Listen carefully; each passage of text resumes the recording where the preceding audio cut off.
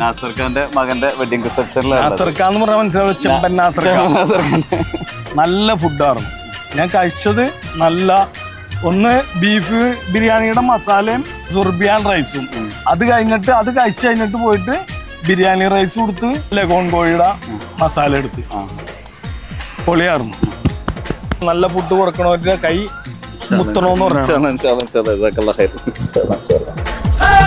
അരിപ്പോ തിരിപ്പോ കോതല മംഗല പരിപ്പോ 12 കുതിരയും കെട്ടിട്ട് വടക്കിട്ട് പോയി നാം വള്ളിക്കെന്തിന് പോയി മോളെ അരക്കല്ല ചരക്കല്ല നന്നായി വെള്ളം കാച്ചി കുടിച്ചവളെ